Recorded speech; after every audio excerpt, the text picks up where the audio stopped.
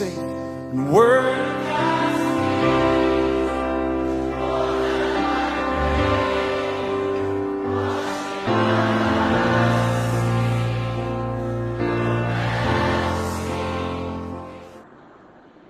మహోన్నతుడైన దేవునికి నా హృదయపూర్వక కృతజ్ఞతాస్తుతులు స్తోత్రాలు చెల్లించుకుంటూ చేరువచ్చినటువంటి ప్రియ సహోదరులకు కూడా ఈ ఉదయకాలము నా వందనములు తెలియజేస్తున్నాను.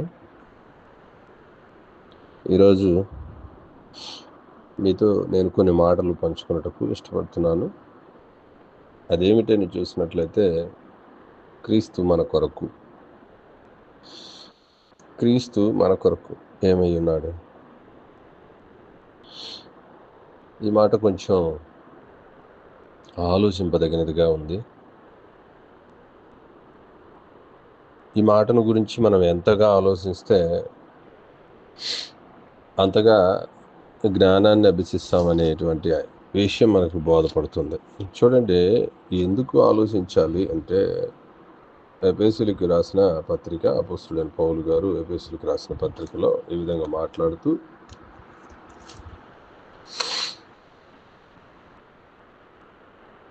4వ అధ్యాయము, ఎఫెసీయులకు రాసిన పత్రిక 4వ అధ్యాయము 11వ వచనం నుంచి మరి నేను చదువుతాను, గమనించండి.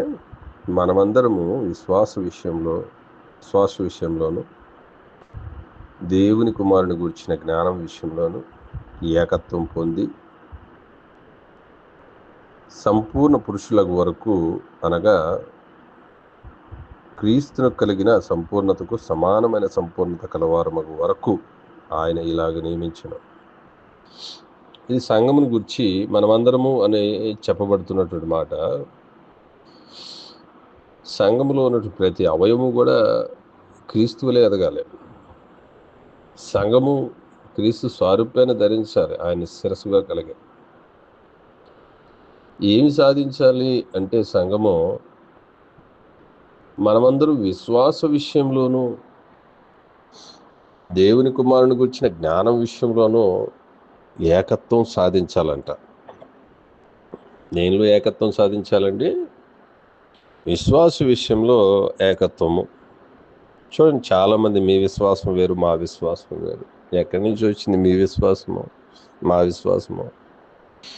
విశ్వాసమునకు కర్తయు దాన్ని కొనసాగించేవాడైన యేసుక్రీస్తుని దేవుడు మనకు అనుగ్రహించడం ద్వారానే కదా మరి ఆ విశ్వాసము మనలో ప్రవేశించింది.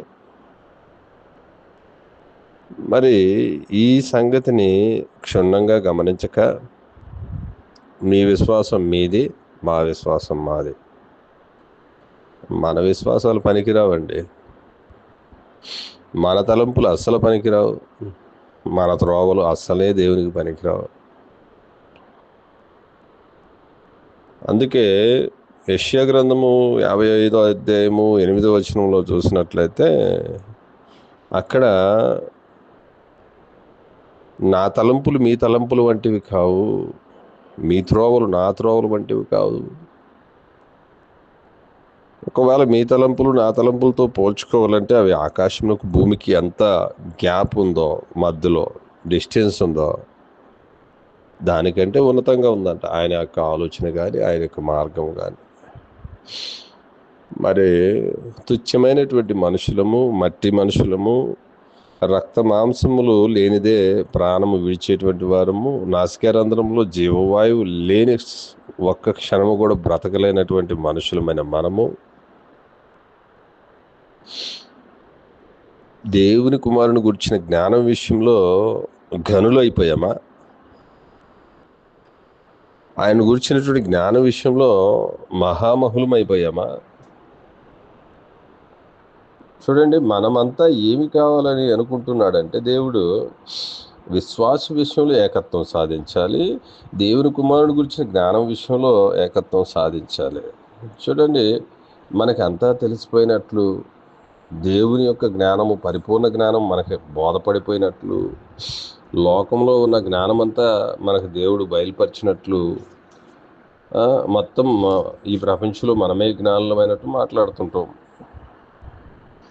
యోబు గ్రంథంలో మాట్లాడుతూ దేవుడు 11వ అధ్యాయము 7వ వచనంలో చూసినట్లయితే, దేవుని గూఢాంశములను నీవు తెలుసుకొనగలవా? సర్వశక్తుడకు దేవుని గూర్చి నీకు పరిపూర్ణ జ్ఞానము కలుగునా? ఈ ప్రశ్నను మనం గమనించాలి. దేవుని గూఢాంశములను మనము గమనించగలమా? అంటే నీవు పూర్తిగా తెలుసుకొనగలవా?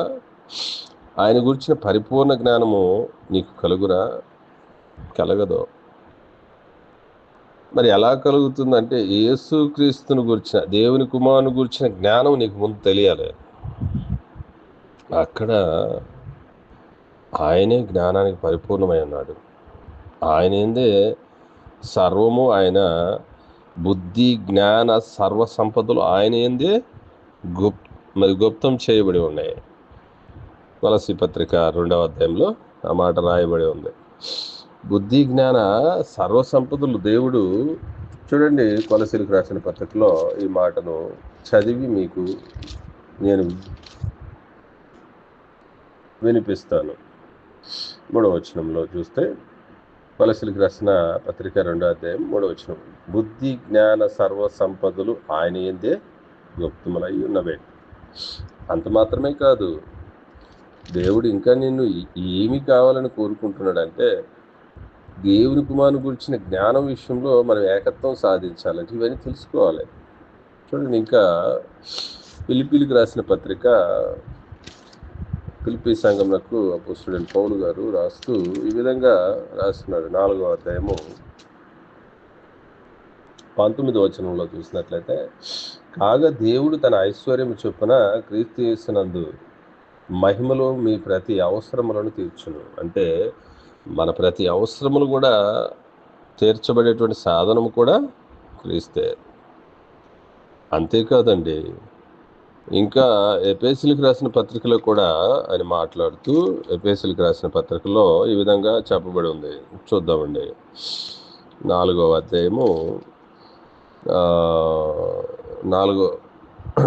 3వ అధ్యాయము, ఎఫెసీయులకు రాసిన పత్రిక 3వ అధ్యాయం 8 నుంచి 11 వచనాలు చదివినట్లయితే, దేవుడు మన ప్రభు అయిన క్రీస్తు యేసు నందు చేసిన నిత్య సంకల్పం చొప్పున పరలోకములో ప్రధానులకును అధికారులకును సంఘము ద్వారా తన యొక్క నానా విధమైనటువంటి జ్ఞానము ఇప్పుడు తెలియబడవలనని ఉద్దేశించి శోధింపశక్యము కాని క్రీస్తు ఐశ్వర్యమును అన్ని జనులలో ప్రకటించుటకును సమస్తమును సృష్టించిన దేవుని యందు పూర్వకాలము నుండి మరుగై ఉన్న మర్మము గుర్చిన ఏర్పాటు ఎట్టిదో అందరికీ తేటపరచుటకును పరిశుద్ధ అందులో తెలుపుడనైన నాకును అనుగ్రహించిన. అంటే క్రీస్తు ద్వారా సమస్త, మరి చూడండి, నానా విధములమైనటువంటి దేవుని జ్ఞానము బయలుపరచబడాలని ఆయన ఉద్దేశించున్నాడు. క్రీస్తు ఐశ్వర్యమును అన్ని జనుల్లో ప్రకటించటకు పౌలు గారిని ఏ విధంగా ఎంచుకున్నాడో, నీవు నేను కూడా క్రీస్తు యొక్క, చూడండి, ఆయనను ఆయన ఐశ్వర్యవంతుడై ఉండి కూడా నీ కొరకు నా కొరకు దరిద్రుడాయను అని రాయబడింది కొరింథీయులకు రాసిన 2వ పత్రిక 8వ అధ్యాయం 9వ వచనంలో. అంటే దరిద్రులమైంది ఎవరో ఇక్కడ? క్రీస్తు నిజముగా మనము దరిద్రులై తిరుగుతున్నాం. గొర్రెల వలె త్రోవ తప్పి తిరిగేటువంటి దరిద్రులమై, భ్రష్టులమై, అవయవ లోపాలు కలిగిన వారమై ఈ సృష్టిలో తిరుగులాడుతున్నప్పుడు దేవుడు చూశాడండి. చూడండి, ప్రకటన గ్రంథంలో చాలా స్పష్టంగా 3వ అధ్యాయంలో రాయబడి ఉంది. ప్రకటన గ్రంథంలో 3వ అధ్యాయము మరి 17 వచనం నుంచి చూసినట్లయితే, మన నిజస్థితి ఎలా ఉందో, నీవు దౌర్భాగ్యుడు, దిక్కుమాలిన వాడవు, దరిద్రుడు, గుడ్డివాడవును, దిగంబరునై ఉన్నావని ఎరుగక, ఇది ఎరగటంలా మనిషి క్రీస్తు వచ్చేంత వరకు, దేవుని ప్రేమను ఆయన బయలుపరిచేంత వరకు కూడా, మరి నిజమైనటువంటి ధనము క్రీస్తుని ఎరగక ముందు మనుషుల యొక్క స్థితి ఏంటంటే, నీవు దౌర్భాగ్యుడును, దిక్కుమాలిన వాడవును, దరిద్రుడును, గుడ్డివాడును, దిగంబరుడై ఉన్నావని ఎరుగక, నేను ధనవంతుడను, ధనవృద్ధి చేసి ఉన్నాను, నాకేమీ కొదవలేదని చెప్పుకుంటున్నావు. ఇదనమాట పరిస్థితి. మనిషి నిజస్థితి, మానవుని యొక్క నిజస్థితి. ఆ సమయంలో నిన్ను ఐశ్వర్యవంతునిగా చేసేదానికి ఆయన దరిద్రుడైన. కనుక క్రీస్తు మన కొరకు ఏమయ్యాను? దరిద్రుడైన. క్రీస్తుని గురించినటువంటి, దేవుని కుమారుని గురించినటువంటి జ్ఞానము నీవు నేను అభ్యసించాలని ఆయన అభిలాషపడుతున్నాడు. దాని ద్వారా దేవుని యొక్క గూఢాంశాలు ఆయన నీకు బయలుపరచాలని చూస్తున్నాడు. క్రీస్తుని గురించినటువంటి, దేవుని కుమారుని గురించిన జ్ఞానము ద్వారా. చూడండి, దేవుని గూఢాంశములను నీవు తెలుసుకునగలవా? సర్వశక్తుడకు దేవుని గురించిన నీకు పరిపూర్ణ జ్ఞానము కలుగును. ఎప్పటి వరకు అది కలగలేదంటే, చూడండి, యేసుక్రీస్తు వారు తన శిష్యులతో మాట్లాడుతూ ఆ యొక్క శిష్యులు ఆయా ప్రాంతములకు వెళ్ళి సువార్తను ప్రకటించి వచ్చి సంతోషిస్తున్న ఆ సమయంలో యేసుక్రీస్తు వారు, మీ సంతోషము దయ్యములను వెళ్ళగొట్టుట, సూచక్రియలు చేయుట, వీటి యందు వద్దు బాబు, ఇలా కాదు, ఇది కాదు నిజమైన సంతోషము. మరి ఏది నిజమైన సంతోషం అంటే, లూకా సువార్త 10వ అధ్యాయము 20వ వచనంలో చూసినట్లయితే, అయినను దయ్యములు మీకు లోబడుచున్నవని సంతోషింపక మీ పేర్లు పరలోకమందు రాయబడి ఉన్నాయని సంతోషించుడని వారితో చెప్పాను. అంటే ఇక్కడ 2 సంతోషాలు చెప్తున్నాడు ఆయన. పరలోక సంతోషం మీకు కలగాలి. భూ సంబంధమైన సంతోషము దయ్యముల మీద, భూతముల మీద మేము విజయం సాధించామనేటువంటి సంతోషం వద్దు. పరలోక సంతోషం కలగాలంటే మీకు పరలోక సంతోషాన్ని ఇచ్చేది ఎవరంటే క్రీస్తే. మీ పేర్లు పరలోకంలో రాయబడితే మీకు సంతోషం. ఆ పరలోకంలో రాయబడేటువంటి ఆ కార్యము జరగాలంటే ఇదిగో పరిశుద్ధాత్మ మీకు ప్రేరేపించి మాట్లాడుతున్నాడు. ఆ క్రియను మీకు బయలుపరుస్తున్నాడు. అదేంటంటే, ఇదే ప్రశ్నను ఆ పేరు ఎలా రాయబడుతుంది అని ప్రశ్నించినప్పుడు నికోదేము అనేటువంటి మనుషుడికి యేసుక్రీస్తు ప్రభు వారు బయలుపరిచినటువంటి జ్ఞానము మనకి కలగాలి. పరలోక సంతోషం కలగాలంటే ఒక వ్యక్తి నీటి మూలముగాను, ఆత్మ మూలముగాను, నీటి మూలముగాను జన్మించాలి. అది నూతన సృష్టిగా మార్చబడాలి. కాబట్టి ఈ జ్ఞానము ద్వారా, రక్షణ జ్ఞానము నీవు తెలుసుకొని రక్షణ పొందితే మరి పరలోక సంతోషం వస్తుందని ఆయన చెప్పాడు. కాబట్టి పరిపూర్ణ జ్ఞానము ఎక్కడుంది? దేవుని గూఢాంశములు తెలుసుకునేటువంటి జ్ఞానం ఎక్కడుంది? దేవుని నానా విధములైనటువంటి జ్ఞానాన్ని తెలుసుకున్నటకు ఎవరు మూలాధారము? ఎవని యందు మరి బుద్ధి జ్ఞాన సర్వసంపదలు ఆయన గుప్తం చేస్తున్నాడంటే క్రీస్తునంత.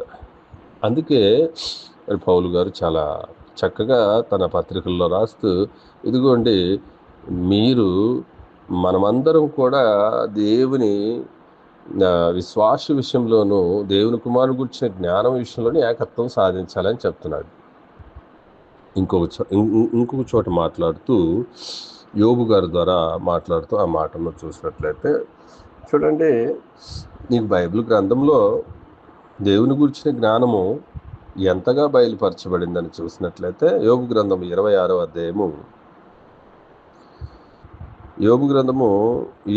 అధ్యాయము 14వ వచనం చదువుదామండి. ఇవి ఆయన కార్యములలో స్వల్పములు, ఆయనను గూర్చి మనకు వినబడుచున్నది మిక్కిలి మెల్లనైన గుసగుస శబ్దం పాటిదే కదా. గర్జనలు చేయు ఆయన మహాబలము ఎంతైనది గ్రహింపగలవాడెవడో. పైన చెప్పబడినటువంటి యోబు గ్రంథము 26వ అధ్యాయము 1వ వచనం నుండి చదువుకుని వస్తే, చూడండి, ఆయన అక్కడ కొంత జ్ఞానాన్ని బయలుపరిచాడు. ఆయన కొన్ని కార్యాలను చేసి చూపించాడు. అదేంటంటే 5వ వచనంలో, జలముల క్రింద వాటికి నివాసం ఉండును, ప్రేతలు వెలవెలలాడుదరు. ఇక్కడ నాశన కూపము బట్టబయలుగా ఉన్నదే. శూన్యమండలం పైన ఉత్తర దిక్కునున్న ఆకాశ విశాలమును ఆయన మరి పరిచిన, శూన్యం పైన భూమిని వేలాడి చేసిన, వాటి క్రింద మేఘములు చినిగిపోకుండా ఆయన తన మేఘములలో నీళ్లను బంధించిన, దాని మీద మేఘమును వ్యాపింపజేసి ఆయన తన సింహాసనపు కాంతిని మరుగుపరిచిన, వెలుగు చీకటులు సరిహద్దుల వరకు ఆయన జలములకు హద్దులు నియమించిన, ఆయన గద్దింపగా ఆకాశ విశాల స్తంభములు విస్మయం ఉంది అదురును.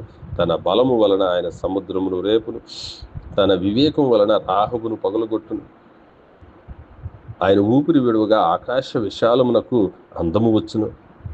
ఆయన హస్తము పారిపు మహాసర్పమును పొడిచెను. ఇవి ఆయన కార్యములలో స్వల్పములంట. ఆయనను గూర్చి మనకు వినబడుచున్నది మిక్కిలి మెల్లనైన గుసగుస శబ్దము మాత్రమే, శబ్దం పాటిది మాత్రమే.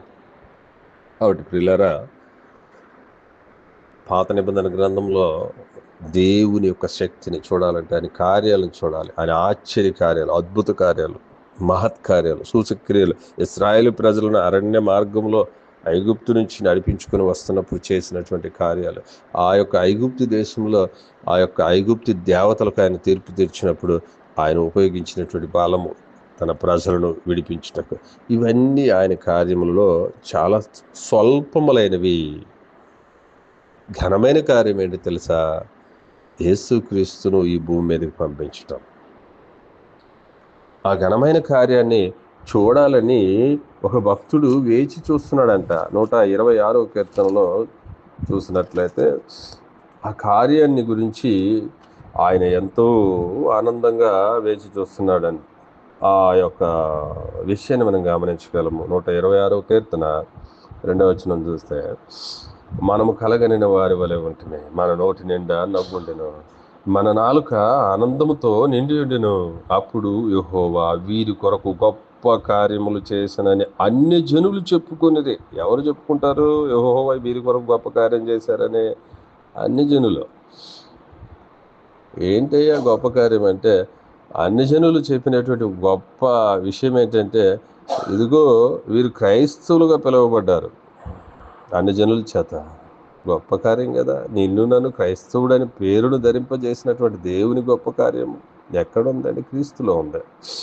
చూడండి, అప్పుడు యెహోవా వీరి కొరకు గొప్ప కార్యములు చేసిన అన్ని జనులు చెప్పుకొనిది, యెహోవా మన కొరకు గొప్ప కార్యములు చేసి ఉన్నాడు, మనము సంతోషభరితులమైతిమి. కాబట్టి ప్రియులారా, మన సంతోషం ఎక్కడుందంటే యెహోవా చేసిన కార్యముల మీద. మన సంతోషం ఎక్కడుందంటే పరలోకంలో ఉంది. ఆ పరలోకం నుంచి దిగి వచ్చిన మన సంతోషం ఏంటో తెలుసా? ఇదిగోండి, యోహాను సువార్త 6వ అధ్యాయము 38వ వచనంలో చూసినట్లయితే, నా ఇష్టము నెరవేర్చుకున్నటకు నేను రాలేదు, నన్ను పంపిన వాని చిత్తము నెరవేర్చుటకే పరలోకము నుండి దిగి వచ్చితిని. ఆ సంతోషము తన సంతోషాన్ని తన ఇష్టాన్ని తాను నెరవేర్చుకున్నట్టుకు రాలేదండి. ఆ సంతోషము పరలోకము నుండి దిగి వచ్చింది తండ్రి చిత్తాన్ని నెరవేర్చేదానికి అని చెప్పడం జరుగుతుంది. ఆ సంతోషం ఎక్కడ పెట్టాడంటే క్రీస్తులో పెట్టాడు. పరలోక ఆశీర్వాదాలు ఎక్కడ పెట్టాడంటే దేవుడు క్రీస్తులో పెట్టాడు. ఇవన్నీ కూడా సమృద్ధిగా, సర్వసమృద్ధిగా క్రీస్తునందు భద్రపరచబడి ఉంది. నీ ఐశ్వర్యము క్రీస్తే, నీ సర్వ సమృద్ధి క్రీస్తే, నీ ప్రతి అవసరము క్రీస్తే, నీ పరలోక ఆశీర్వాదం క్రీస్తే. ఇది దేవుని కుమారునికి వచ్చిన జ్ఞానం నీవు నేను గ్రహించాలని ఆయన ఆశిస్తున్నాడు. కానీ ప్రియులారా, చూడండి, ఇక్కడ దేవుని కుమారుని గురించిన జ్ఞానం అనగా దేవునితో సమానుడిగా ఉండుట, విడనాడకూడనటువంటి భాగ్యాన్ని విడనాడి వచ్చినటువంటి క్రీస్తు. ఎందుకు? ఫిలిప్పీలకు రాసిన పత్రికలో మనం చూసినట్లయితే, ఫిలిప్పీ పత్రిక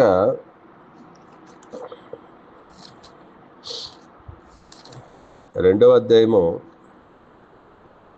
5వ వచనం నుంచి చదువుదామండి.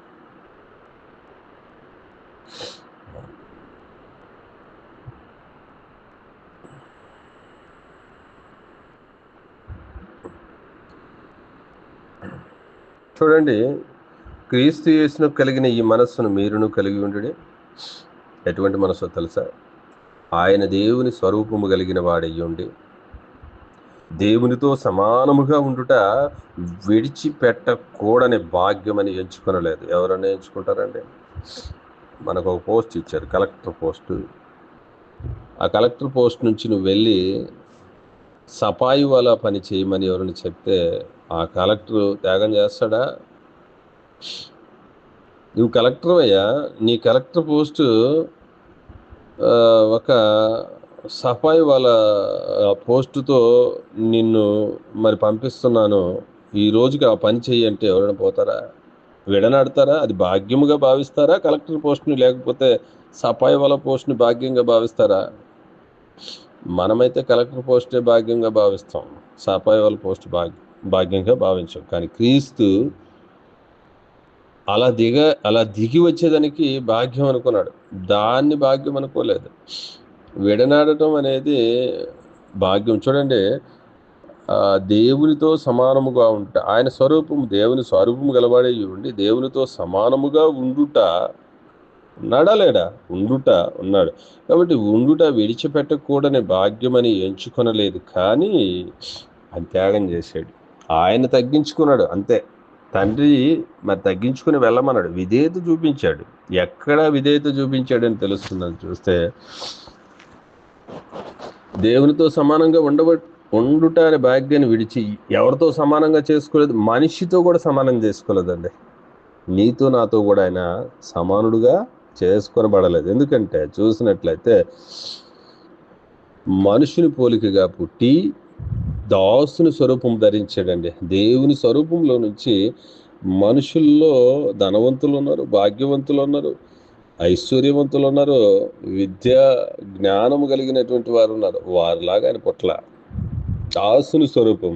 వారందరికీ ఈ యొక్క మనుషులందరికీ ఎవరు లోకు అంటే తన ఇంటి దాసుడు, మరి తన పనివారు దాసులు. అది ఎలా చెప్పగలము? ఒకసారి చూద్దాం. ఇది ఇలాగే ఉంచేసి ఈ యొక్క టాపిక్ అక్కడే ఉంచేసి, ఒక దాసుని ఒక యజమానుడు ఎలా చూస్తాడు, ఒక దాసుని ఎంత ఘోరంగా చూస్తాడు. లోకస్వార్త 17వ అధ్యాయము 7వ వచనంలోకి వెళ్ళినట్లయితే, లోకస్వార్త 17వ అధ్యాయము 7వ వచనంలో చూస్తే, దున్నువాడు కానీ మేపువాడు కానీ మీలో ఎవరికైనా ఒక దాసుడు ఉండగా. చూడండి, ఒక యజమానుడికి ఒక దాసుడు ఉన్నాడు. ఆ దాసుడు దున్నువాడై ఉన్నాడు. అంటే తన పొలంలో మరి పనిచేసేటువంటి వాడు గాను, మరి తన మందను కాయవాడు గాను ఉండేటువంటి ఒక దాసుని గురించి మాట్లాడుతూ, వాడు పొలంలో నుండి వచ్చినప్పుడు నీవు ఇప్పుడే వెళ్ళి భోజనం చేయమని వానితో చెప్పడు. అంతేకాక నేను భోజనం చేయుటకు ఏమైనా సిద్ధపరిచి నడుము కట్టుకొని నేను అన్నపానములు పుచ్చుకునే వరకు నాకు పరిచారం చేయము, ఆ తర్వాత నీవు అన్నపానములు పుచ్చుకొనమని వానితో చెప్పును గాని, ఆ దాసుడు ఆజ్ఞాపించబడిన పనులు చేసినందుకు వాడు దయచూపినని వాడిని మెచ్చడు. అటువలే మీరును మీకు ఆజ్ఞాపింపబడినవన్నీ చేసిన తర్వాత మేము నిష్ప్రయోజకులమైన దాసులమని మేము చేయవలసినవే చేసి ఉన్నామని చెప్పుడు అని. అంటే చూడండి, ఆయన అంతగా తగ్గించుకున్నాడు. నిష్ప్రయోజకుని నేను, మీరందరికంటే చెప్పిన పని చేసేదానికి వచ్చాను. నా తండ్రి న్యాయమైన తీర్పు ఏదో దాన్ని చేసేదానికి వచ్చినటువంటి ఒక దాసుని స్వరూపాన్ని ఆయన ధరించాడు. చూడండి, ఆయన తగ్గింపు మనుషుల పొలిగ్గా పుట్టాడు, కానీ దానిలో కూడా దాసుని స్వరూపాన్ని ధరించుకుని తను తాను రిక్తునిగా చేసుకున్నాను. ఇక్కడ నిన్ను చేయమల్లా ఆయన రిక్తునిగా, మనుషులు ఆయన రిక్తునిగా చేయలేదండి, తన్ను తానే రిక్తునిగా చేసుకున్నాడు, తన్ను తానే తగ్గించుకుని వచ్చాడు. పరలోకం నుండి దిగి వచ్చాడు. పరలోకం నుండి నువ్వు తీసుకురాలి ఆయన్ని. నువ్వు వెళ్ళి ఆయన్ని నాకు దాసుడిగా ఉండేదానికి నువ్వు రా, ఆయన లాక్కురాలా, ఆయనే వచ్చాడు. ఎవరో ఒక భక్తుడు మాట్లాడుతూ రోమిలికి రాసిన పత్రికలో ఆ విషయాన్ని కూడా జ్ఞాపకం చేస్తున్నాడు. రోమిలికి రాసిన పత్రిక చూడండి 10వ అధ్యాయంలో ఆ మాటను మాట్లాడుతూ, రోమిలికి రాసిన పత్రిక 10వ అధ్యాయంలో చూడండి 6వ వచనం నుండి చదువు. అయితే విశ్వాస మూలమగు నీతి ఇలాగ చెప్తున్నది, ఎవడు పరలోకమునికి ఎక్కిపోవును అనగా క్రీస్తుని క్రిందికి తెచ్చుటకు, లేక ఎవడు అగాధములోకి దిగిపోవును అనగా క్రీస్తును మృతుల్లో నుండి పైకి తెచ్చుటకు అని నీవు హృదయంలో అనుకునవద్దు. అయ్యా, క్రీస్తుని మృతుల్లో నుండి లేపే పని నీది కాదు, క్రీస్తుని పరలోకం నుండి తెచ్చే పని కూడా నీది కాదు. నువ్వు అనుకోవద్దు అలాంటిది. ఆయనే తగ్గించుకున్నాడు, రిక్తునిగా చేసుకున్నాడు. ఆ పనిని ఆయనే తండ్రి చిత్తానికి కట్టుబడిన వాడై, తండ్రి చిత్తానికి విధేయత చూపిన వాడై ఆయన పరలోకం నుంచి దిగి వచ్చాడు. ఆయన మృతుల్లో నుండి లేచుట, అది నువ్వెళ్ళి పాతాళముకి వెళ్ళి ఆయన తీసుకురాలా, పరలోకములకు నువ్వెళ్ళి ఆయన తీసుకురాలా. ఇదంతా తండ్రి చిత్త ప్రకారం జరిగిందనే విషయాన్ని గమనించండి. ఆయన తగ్గించే పని మనది కాదు, ఆయన తెచ్చే పని మనది కాదు. ఈరోజు ఆయనకై ఆయన ధరించినటువంటి దేవుని కుమారుడని పేరునే మనం అది చట్టబద్ధం చేసి చాలామంది చూడండి, దేవుని కుమారుడుగా ఉండుటకు ఆయన పిలువబడిన. ఎందుకో తెలుసా? అనేకులమైనటువంటి మనము దేవుని కుమారులుగా ఉండుటకు దేవునికి ఇష్టమై ఉన్నది. అది అనాది కాల దేవుని సంకల్పం. అనేకులైన కుమారులు దేవునికి, ఈ భూమి మీద ఉన్నటువంటి మనుషులందరూ కూడా దేవుని కుమారులుగా పిలువబడుటకు ఆయన సంకల్పమై ఉన్నది. అది కూడా ఎవరి ద్వారా పిలువబడాలని? క్రీస్తు ద్వారా. క్రీస్తు ద్వారా ఆయన ఎదుట వారిని ఎలా నిలబెట్టాలనుకున్నాడు? పరిశుద్ధులుగాను, నీతిమంతులుగాను, యథార్థవంతులుగాను, నిర్దోషులుగాను ఆయన నిలపాలనుకున్నాడు. అంటే మనిషికి ఇది సాధ్యమా? మనిషికి తనకు తాను వచ్చిన, అయ్యా నేను నీ కుమారుడిని అని చెప్పుకోవడానికి మనిషికి అంత ధైర్యం లేదు దేవుని యొద్దకు వచ్చేదానికి. ఎందుకంటే ఆయన సమీపింపడానికి తేజస్సులో ఉన్నాడు, మనిషి ఏమో సమీపింపడానికి దూరంలో ఉండిపోయాడు, దూరస్తుడిగా మారిపోయాడు. ఎందుకంటే మన అపరాధముల చేతను, పాపముల చేతను, మన దోషముల చేతను మనం సచ్చిన వారం అయి ఉండగా అని రాయబడింది ఎఫెసీయులకు రాసిన పత్రిక 2వ అధ్యాయంలో. మన అపరాధములు, పాపములు, దోషముల చేత సచ్చిన వారం అయి ఉండగా క్రీస్తు మన కొరకు అనే పాఠం ఇది. క్రీస్తు ఏం చేశాడు మన కొరకు? ఆయన చనిపోయాడండి. ఆయన చనిపోయి ఆయన త్యాగం ద్వారా మనము క్రీస్తుకు దగ్గర వారం అయ్యాం, కుమారులుగా చేయబడ్డం. అంతే.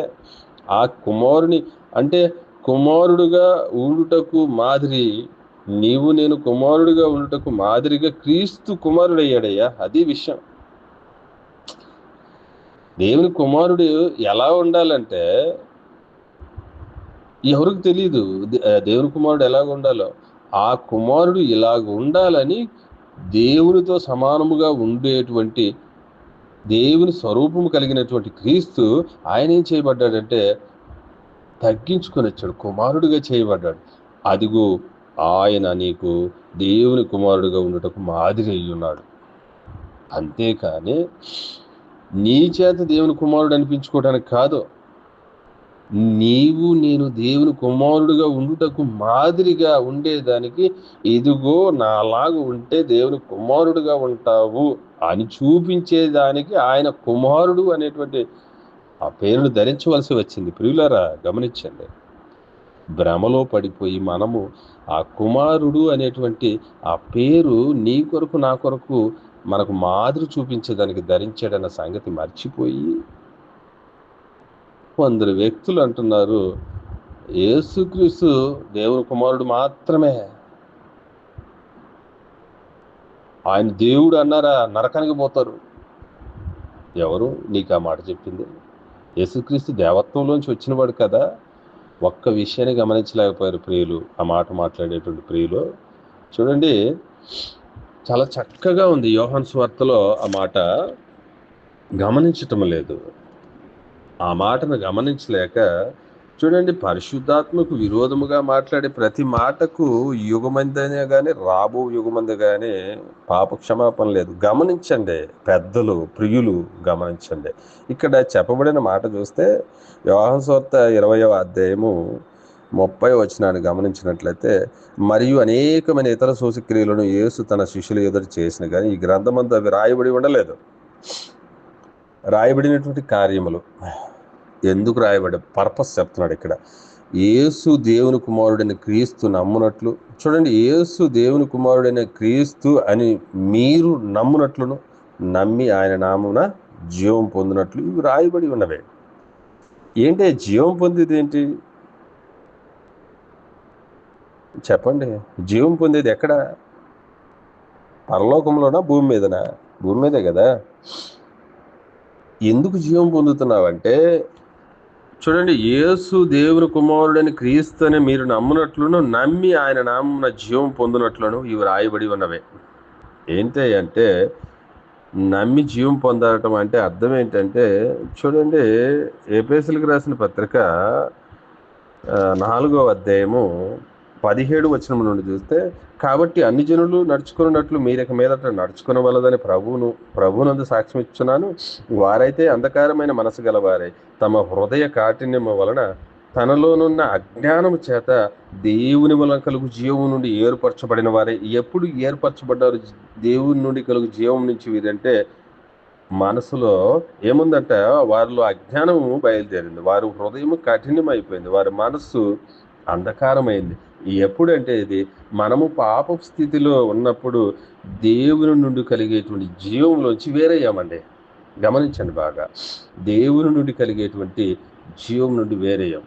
అంటే నరుని నిర్మించినప్పుడు దేవుడు నేల మట్టితో నిర్మించి వారి నాసికారంధ్రంలో జీవవాయువును వదగా నరుడు జీవాత్మ అయిన, అంటే ఆ ఏదోను వనములో తయారు చేయబడినటువంటి ఆదాము గారు జీవాత్మగా జీవిస్తున్నప్పుడు ఎప్పుడు ఏర్పరచబడ్డాడండి అతను జీవంలో నుంచి అని చూసినట్లయితే, ఎప్పుడైతే దేవుడు ఇచ్చినటువంటి ఆజ్ఞ, ఆదికాండం 2వ అధ్యాయం 17 వచనంలో, ఈ పండు దినమున మీరు మరణముందెదురు, చనిపోవుదురు నిశ్చయం గనగా, ఆ చనిపోవుదురు నిశ్చయంగా అన్నదే జీవము నుంచి వేరుపడటం.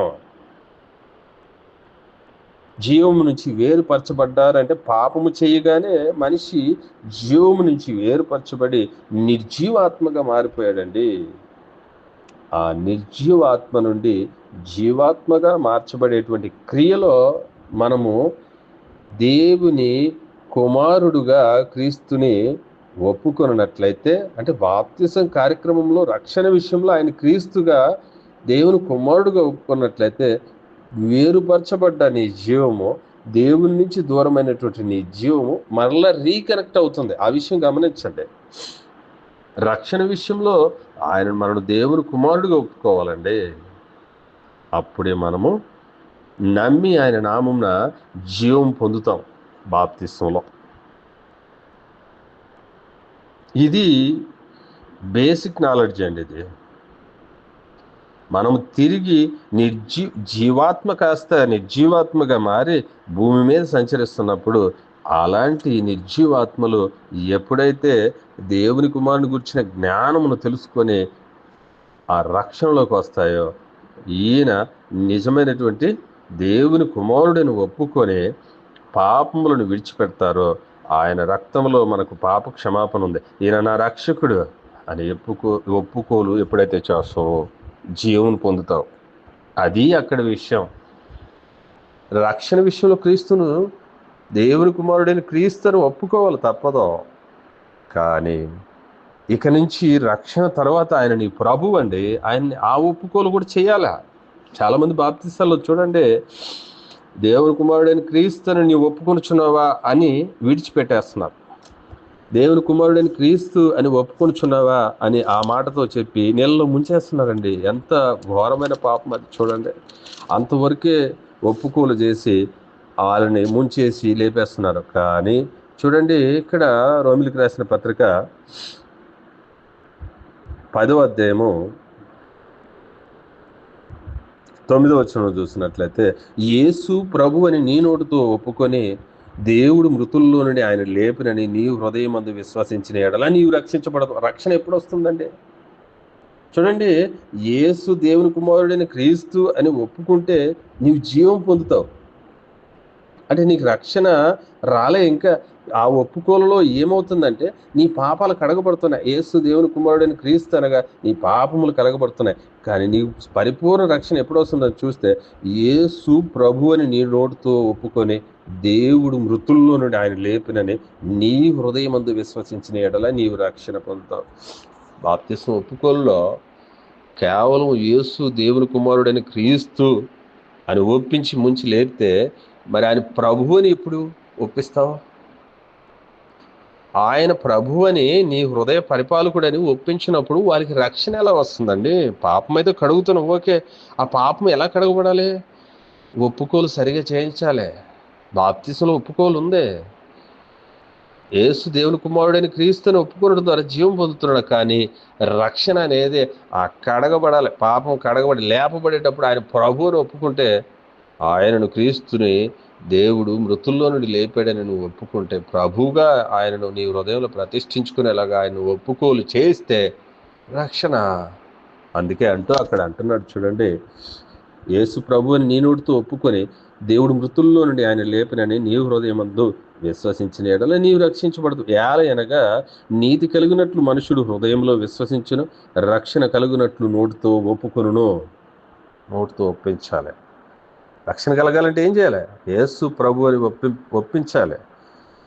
జీవం కలగాలంటే ఏం చేయాలి? యేసు దేవుని కుమారుడని క్రీస్తు అని ఒప్పించాలి. బాప్తిస్మంలో చాలామంది మిస్టేకులు, చాలామంది తప్పులు చేస్తున్నారు. ఇది కూడా అంటే వీళ్ళ ప్రయత్నం ఏంటంటే కేవలం యేసు దేవుని కుమారుడైన క్రీస్తు అని ఒప్పుకుంటూ నువ్వు జీవం పొందుతావు అనే దగ్గర ఆగిపోయారండి. తప్పు, చాలా మిస్టేక్ జరిగిపోతుంది. బాప్తిస్మం గమనించండి ప్రియులారా. యేసు దేవుని కుమారుడని క్రీస్తు అని ఆయనకాయనే తగ్గించుకొని వచ్చాడండి. దేవుని కుమారుడు అని ఎందుకు పెట్టుకున్నాడంటే ఆయన పర్మనెంట్గా దేవుని కుమారుడు ఉండాలని కాదు. నీవు నేను దేవుని కుమారులు అవ్వాలంటే ఎవర్రా దేవుని కుమారులు అంటే ఎలా ఉంటారా అంటే, అదిగో క్రీస్తురా దేవుని కుమారుడుగా ఉన్నాడు, ఆయనలాగా మనం ఉండాలి అని చెప్పుకునే దానికి మాదిరి దేవుని కుమారుడుగా ఆయన వచ్చాడు. కానీ నీ చేత పర్మనెంట్గా ఆయన దేవుని కుమారుడు అని పిలిపించుకోవడానికి కాదు, ఒప్పుకునేదానికి దేవుని కుమారుడని అంతే. అని ప్రభు అయ్యా, నీ పరిపాలకుడయ్యా, ఆయన సమస్తమైన ఆధిపత్యమును అధికారమును కొట్టివేసి తండ్రికి తన రాజ్యమును అప్పగించే వరకు ఆయన నీ రాజు, నీ పరిపాలకుడు అని ఒప్పుకోవాలి. చూడండి ప్రియులారా, ఈ విషయాలను మనము గమనించినట్లయితే మనం ఎఫెసీయులకు రాసిన పత్రిక 4:11 చెప్పినట్లుగా మనమందరం కూడా విశ్వాస విషయంలో ఏకత్వం సాధిస్తామండి. మన విశ్వాసంలో క్రీస్తు సంఘాల్లో కూడా ఎటువంటి విశ్వాసం వచ్చింది తెలుసా? కొందరేమో యేసుక్రీస్తు దేవుని కుమారుడు మాత్రమే, దేవునికి ఆయనకి దేవత్వం లేదు అనే వారి విశ్వాసం అది. కొందరేమో యేసుక్రీస్తుకి దేవత్వం ఉంది అని చెప్పేటువంటి వారిని అంటున్నారు, మీ విశ్వాసం మీది కాదు. మీ విశ్వాసంలో ఏకత్వం సాధించాలి బ్రదర్, సహోదరులరా. మన విశ్వాసము నీ విశ్వాసము నా విశ్వాసం కాదు. ఈ విశ్వాసములో ఏకత్వం సాధించాలి. దేవుని కుమారుని గూర్చిన జ్ఞాన విషయంలో మనం ఏకత్వం సాధించి క్రీస్తుని కలిగినటువంటి సంపూర్ణతకు సమానమైన సంపూర్ణతను సాధించినప్పుడే నీవు నేను దేవుని కుమారులు అని చెప్పబడతాం. కాబట్టి నిన్ను దేవుని కుమారుడుగా చేయుటకు క్రీస్తు మన కొరకు దేవుని కుమారుడుగా చేయబడెను. ఈ మాటలను వినినటువంటి మీ అందరికీ దేవుని యొక్క పరిపూర్ణ జ్ఞానము కలగాలని ఆశిస్తూ, విన్నటువంటి మీ అందరికి కూడా నా హృదయపూర్వక వందనాలు, శుభాలు తెలియజేస్తూ ఈ నా వాక్య భాగాన్ని ముగిస్తున్నాను. Thank you. God bless you.